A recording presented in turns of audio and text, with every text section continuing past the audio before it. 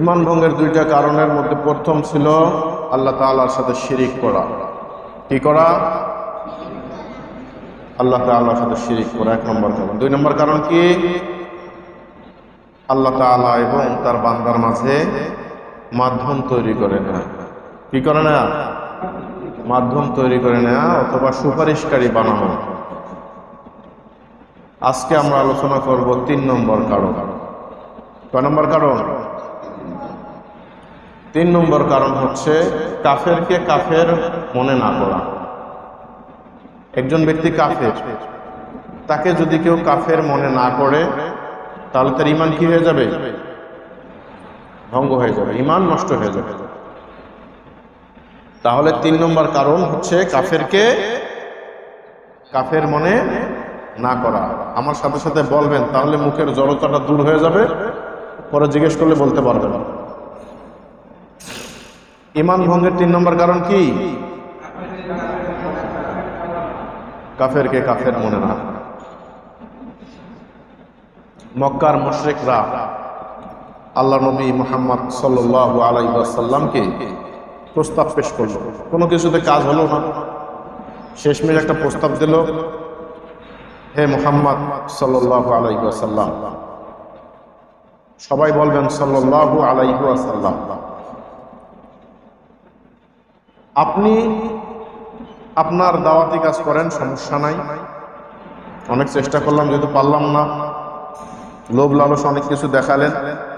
মক্কার মুশরিকরা অনেক নির্যাতন অত্যাচার করা হলো, কোনো কিছুতে যখন কাজ হলো না, একটা প্রস্তাব দিল। কি প্রস্তাব দিল? আপনি 1 বছর আমাদের মূর্তির পূজা করবেন, আমরা 1 বছর আপনার আল্লাহর কি করব? ইবাদত করব। মানে শান্তি প্রতিষ্ঠার জন্য শান্তি চুক্তি করতে যাচ্ছে আর কি মক্কার মুশরিকরা।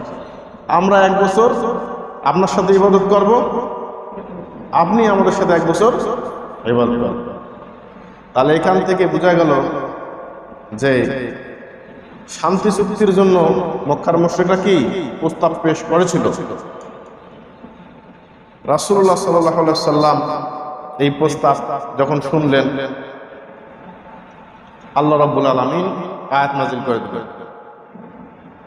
সূরা জুমারের 64 নম্বর আয়াত।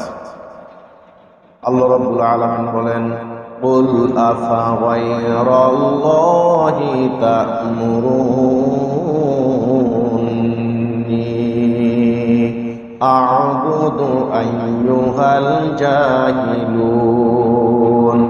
আমার কথা কি শোনা যাচ্ছে? বোঝা যাচ্ছে কথা? আল্লাহ রাব্বুল আলামিন বলেন, হে নবী, মক্কার মুশরিকরা আপনাকে যে প্রস্তাব দিয়েছে আপনি তার জবাব দিয়ে দেন। হে মূর্খ সম্প্রদায়। কি সম্প্রদায়? হে মূর্খের দল, তোমরা কি আমাকে আল্লাহকে বাদ দিয়ে এমন কারো ইবাদত করতে বলতেছো, আল্লাহকে বাদ দিয়ে অন্যের ইবাদত করতে বলতেছো? এটা কোনোদিন সম্ভব না। এরপর আল্লাহ রাব্বুল আলামিন আরো বলে দিলেন, হে নবী আপনি বলুন, সূরা কাফিরুন 109 নম্বর সূরা নাজিল হয়ে গেল। আল্লাহ রাব্বুল আলামিন বলেন, কুল ইয়া আইয়ুহাল কাফিরুন। একবার বললেন কি হে মূর্খ সম্প্রদায়, এখন বলতেছেন কি হে নবী আপনি বলুন হে কাফের সম্প্রদায়। তার মানে কাফেররাই কি মূর্খ, কাফেররাই মূর্খ। কারণ যদি শিক্ষিতই হতো তাহলে তো আখিরাতের ব্যাপারে চিন্তা করতো, ইমানদার হয়ে যেত। মূর্খরাই কেবলমাত্র আল্লাহ তাআলার সাথে কি করতে পারে? কুফরি করতে পারে। কুল ইয়া আইয়ুহাল কাফিরুন, হে নবী আপনি বলুন হে কাফের সম্প্রদায়, লা আ'বুদু মা তা'বুদুন, তোমরা যার ইবাদত করো আমি তার ইবাদত করি না। ওয়ালা আনতুম আবিদুনা মা আ'বুদ, আর তোমরা যার ইবাদতকারী আমি তার ইবাদতকারী নই। ওয়ালা আনা আবিদুম মা আবাদতুম, তোমরা যার ইবাদত করো আমি তার ইবাদত করি না। ওয়ালা আনতুম আবিদুনা মা আ'বুদ, আর আমি যার ইবাদত করি তোমরা তার ইবাদতকারী নও।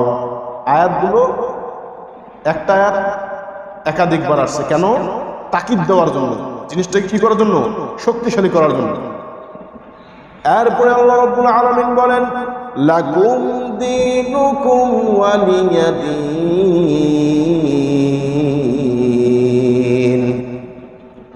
তোমরা যে শান্তি চুক্তি পেশ করতেছো শুনে রাখো, দুনিয়াতে এই শান্তির আমার কোনো প্রয়োজন নাই, যে শান্তি জাহান্নামের দিকে নিয়ে যাবে। অতএব তোমরা যদি তোমাদের বাপ দাদার পূজা ত্যাগ করতে না পারো, বাপ দাদার ধর্ম যদি তোমরা ত্যাগ করতে না পারো, ইসলামে যদি তোমরা আসতে না পারো, কোনো সমস্যা নাই। তোমাদের কর্মফল জাহান্নাম, তোমরা জাহান্নামেই যাও। আর আমার কর্মফল আমার জন্য আল্লাহ রাব্বুল আলামিন নির্ধারণ করে রেখেছেন। বলেন সুবহানাল্লাহ।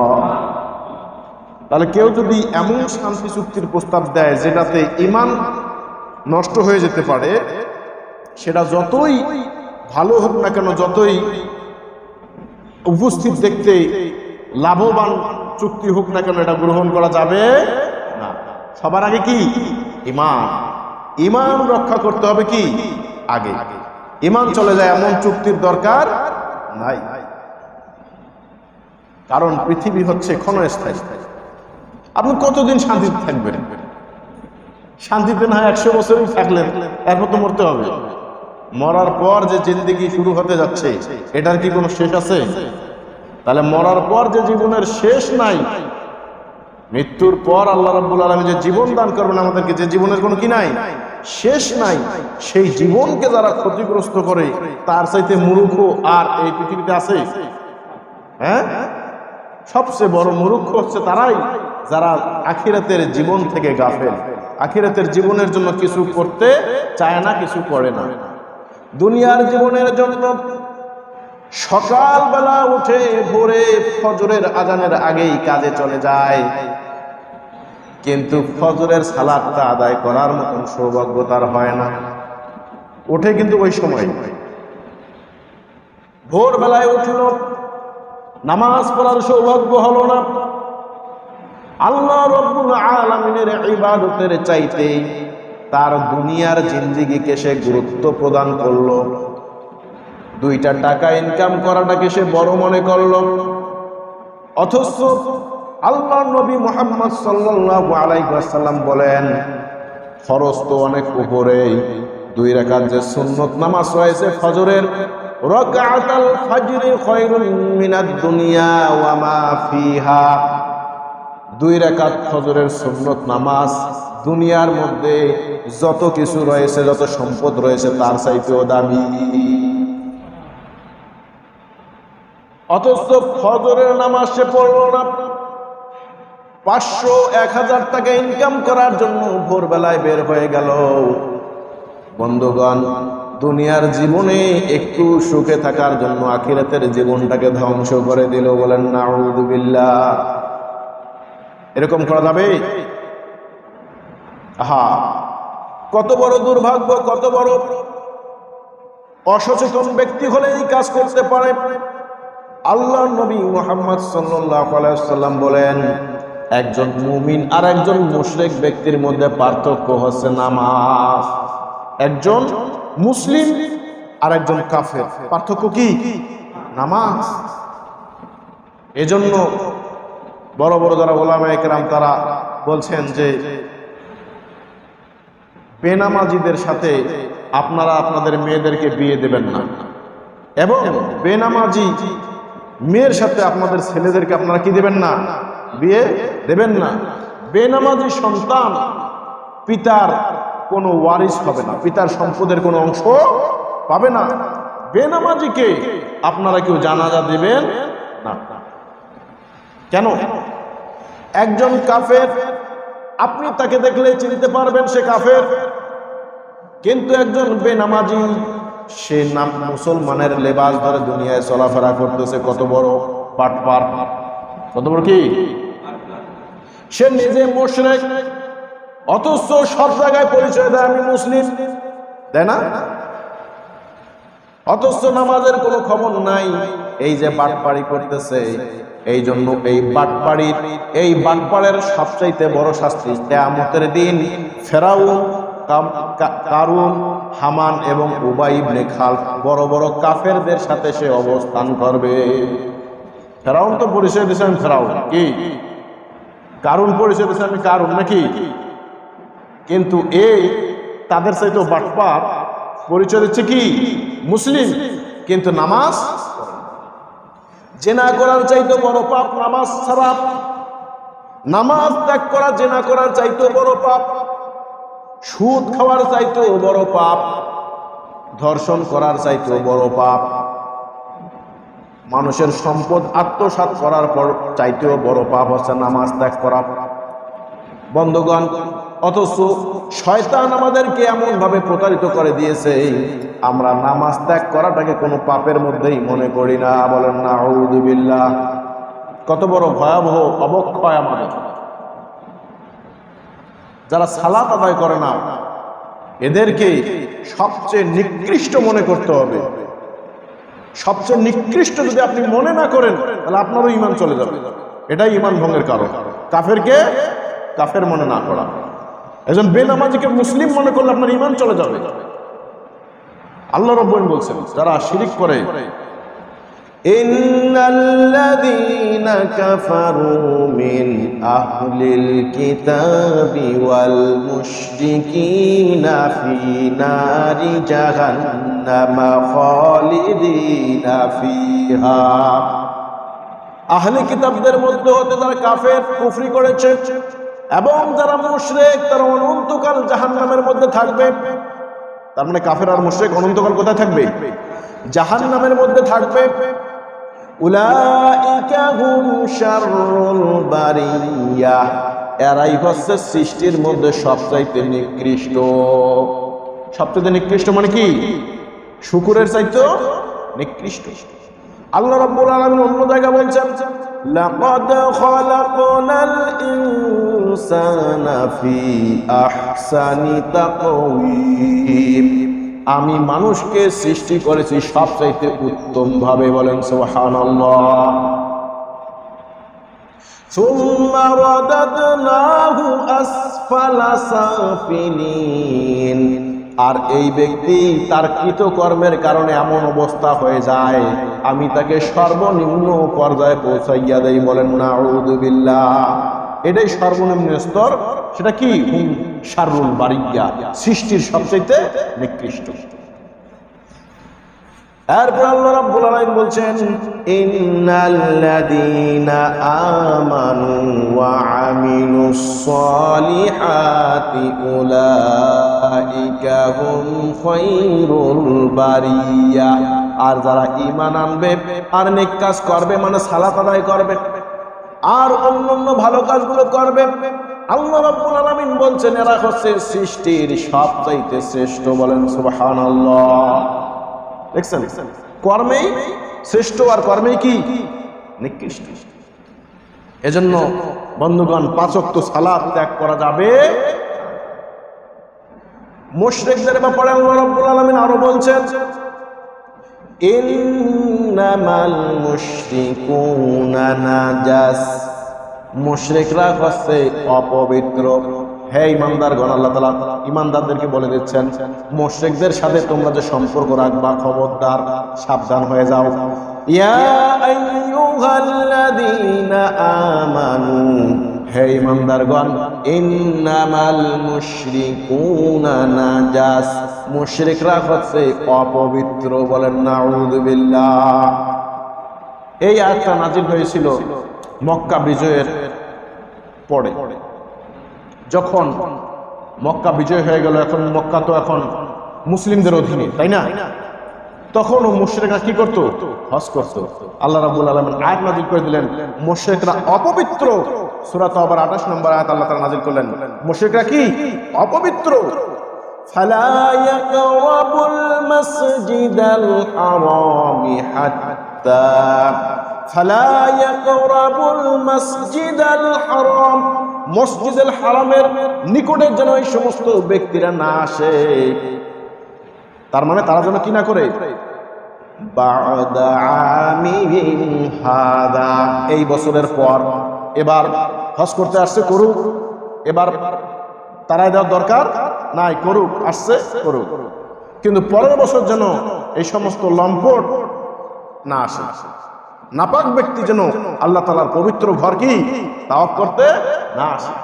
আর তোমরা যদি এই যে লোকেরা হজ করতে আসবে না, মুশরিকরা, অনেক লোক কমে যাবে হাজি, তোমরা যদি অর্থনৈতিকভাবে ক্ষতিগ্রস্ত হওয়ার আশঙ্কা করো, আল্লাহ তাআলা বলছেন, আবার বুঝাচ্ছেন যে তারা হজে আসলে তো তোমাদের কিছু কি আসবে, টাকা আসবে, কিছু দিনার দিরহাম তোমরা পাবা, কিন্তু তারা না আসলে এই দিরহামটা তোমাদের কমে যাবে, অর্থাৎ টেনশনের কোনো কারণ নাই।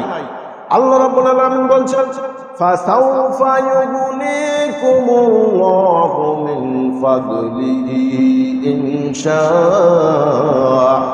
আল্লাহ রাব্বুল আলামিন ইচ্ছা করলে নিজ অনুগ্রহে তোমাদেরকে অর্থনৈতিকভাবে চাঙ্গা করে দিবেন। বলেন সুবহানাল্লাহ। তাহলে রিজিক কোথা থেকে আসে? কথা বলে না, রিজিক কোথা থেকে আসে? আল্লাহ তাআলার পক্ষ থেকে আসে। আল্লাহ তাআলার পক্ষ থেকে রিজিক আসে। তোমরা রিজিক নিয়ে টেনশন করো না। মুশরিকদের সাথে তোমাদের তো বন্ধুত্বের কোনো প্রয়োজন নাই। আমার ঘরে আর মুশরিকরা আগামী বছর থেকে হজে আসতে পারবে, মুশরিকরা না পাক। তাহলে এই যে আপনি যদি মুশরিককে মুশরিক মনে না করেন, তাহলে নাপাককে আপনি কি পাক মনে করলেন? তাহলে ঈমান থাকে।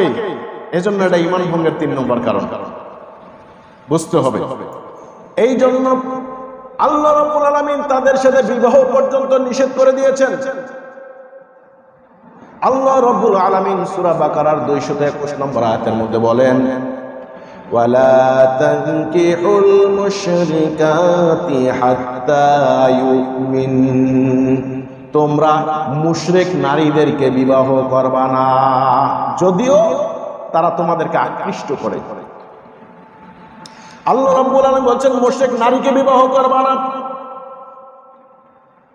ওয়ালা আমাতুম মুমিনাতুন খায়রুম মিন মুশরিকাতিন ওয়ালাউ আ'জাবাতকুম, একজন মুশরিক সম্ভ্রান্ত, অর্থবিত্তে অনেক উপরে, ক্ষমতাশীল, সৌন্দর্য তোমাকে আকৃষ্ট করে, এমন একজন মুশরিক নারীর চাইতে একজন মুমিন দাসী আল্লাহ রাব্বুল আলামিনের কাছে অধিক প্রিয়। বলেন সুবহানাল্লাহ। একজন মুমিন দাসীকে বিবাহ করো, ভিআইপি একজন মুশরিক নারীকে বিবাহ করার চাইতে এটা আল্লাহ তাআলার কাছে অনেক প্রিয়, যদিও তারা তোমাকে কি করে, আকৃষ্ট করে। সৌন্দর্যে অনেক আছে না, সৌন্দর্যে বিশ্বের সব যুবক পাগল, এরকম নারী আছে না? ওই তার চাইতে একটা দাসী মুমিন নারী আল্লাহ রাব্বুল আলামিনের কাছে কি অধিক প্রিয়। সুবহানাল্লাহ। কেন? কারণ হচ্ছে এই যে নারী তোমাকে জাহান্নামের দিকে নিয়ে যাবে, মুশরিক নারী তোমাকে কিসের দিকে নিয়ে যাবে? 2 দিনের যৌবন, 2 দিনের রূপ, 2 দিনের টাকা পয়সা তোমার শেষ হয়ে যাবে। যদি শেষ নাও হয়, দুনিয়ায় থাকতে তুমি মারা যাবা। কি?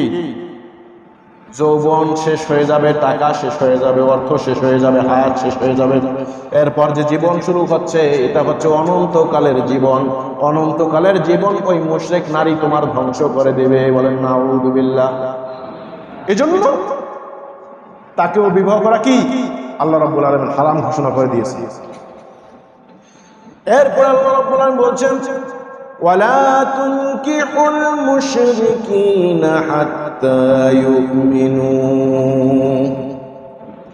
আর তোমরা তোমাদের মেয়েদেরকে ওই মুশরিক পুরুষদের সাথে পশ্চিমকালেও বিবাহ দিবা না।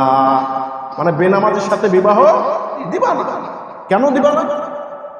আল্লাহ রাব্বুল আলামিন বলছেন, ওয়ালা আবদুম মুমিনুন খায়রুম মিন মুশরিকিন ওয়ালাউ আ'জাবাকুম, যদিও তোমাকে আকৃষ্ট করে। এমন আছে না, সুঠাম দেহের অধিকারী, দেখতে অনেক সুন্দর, প্রিন্স, এক কথা প্রিন্স মানে রাজপুত্র, অর্থের অভাব নাই, টাকা পয়সার অভাব নাই, হ্যাঁ, এরকম যদি মুশরিক ছেলে হয়, তার চাইতে একটা কামলা খাটা, একটা দাস মুমিন আল্লাহ রাব্বুল আলামিনের কাছে অধিক প্রিয়।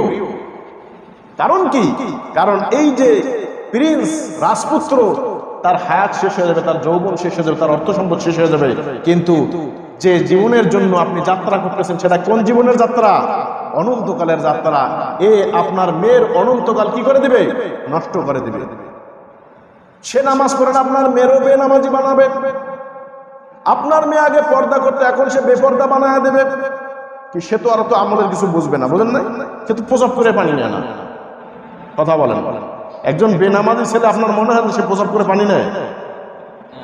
হ্যাঁ, এজন্য মুশরিক ছেলেদের সাথে মেয়েদেরকে বিবাহ দেওয়া যাবে না, আর মুশরিক মেয়েদের সাথে মুমিন ছেলেদের বিবাহ দেওয়া যাবে না। আল্লাহ তাআলা নিষেধ করেছেন। কেন? আল্লাহ রাব্বুল আলামিন বলেন, উলাইকা ইয়াদউনা ইলান নার, এরা হচ্ছে মানুষদেরকে জাহান্নামের দিকে আহ্বান করে, জাহান্নামের দিকে ডাকে। ওয়াল্লাহু ইয়াদউ ইলাল জান্নাতি ওয়াল মাগফিরাতি, আর আল্লাহ রাব্বুল আলামিন তোমাদেরকে ডাকেন জান্নাতের দিকে আর ক্ষমার দিকে। বলেন সুবহানাল্লাহ। জান্নাতের দিকে এবং ক্ষমার দিকে আল্লাহ রাব্বুল আলামিন আমাদেরকে ডাকেন, আর আমরা যেন জাহান্নামের দিকে যারা আমাদেরকে ডাকে আমরা যেন তাদের ডাকে সাড়া না দেই। এই জন্য আল্লাহ রাব্বুল আলামিন বলছেন মুশরিকদেরকে বিবাহ করবা। তাহলে যে ব্যক্তি মুশরিকদের সাথে নিজের মেয়েকে বিবাহ দেবে সে নিশ্চিত কি ক্ষতিগ্রস্তদের অন্তর্ভুক্ত। এজন্য ভাইরা আমার, শিরিক যে সমস্ত কাজ আছে এগুলো তো করবই না। আর যারা শিরিকের সাথে জড়িত, যারা কুফরির সাথে জড়িত, অবশ্যই তাদেরকে কাফের এবং মুশরিক মনে করতে হবে। আপনি কোশ্চিনকালে তাদেরকে মুসলিম মনে করতে পারবেন না। যদি মনে করেন কাফেরকে কাফের মনে করা, মুশরিককে মুশরিক মনে করা, এটা আপনার জন্য কি দায়িত্ব। যদি আপনি কাফেরকে কাফের মনে না করেন, মুশরিককে মুশরিক মনে না করেন, তাহলে আপনারও ঈমান কি হয়ে গেছে? ভঙ্গ হয়ে গেছে। আবার নতুন করে ঈমান গ্রহণ করতে হবে। এজন্য ঈমান ভঙ্গের 3 নম্বর কারণ কি? একজন বুঝতে পারছে, কাফেরকে কাফের মনে না করলে ঈমান ভঙ্গ হয়ে যাবে। তাহলে ঈমান ভঙ্গের কারণ কয়টা আলোচনা করলাম? 3টা। 1 নম্বর কি? আল্লাহ তাআলার সাথে শিরিক করা। 2 নম্বর কি? আল্লাহ এবং তার বান্দার মাঝে মাধ্যম তৈরি করে নেওয়া অথবা সুপারিশকারী বানানো। 3 নম্বর কারণ কি? কাফেরকে কাফের মনে না করা। আল্লাহ রাব্বুল আলামিন আমাদেরকে ঈমান ভঙ্গের কারণগুলো মুখস্থ রাখার এবং সেই অনুযায়ী আমল করার তৌফিক দান করুন। সকলে বলুন আমিন। আল্লাহ তাআলা আমাদেরকে পরিপূর্ণ ঈমান নিয়ে কবরে যাওয়ার তৌফিক দান করুন। সকলে বলুন আমিন।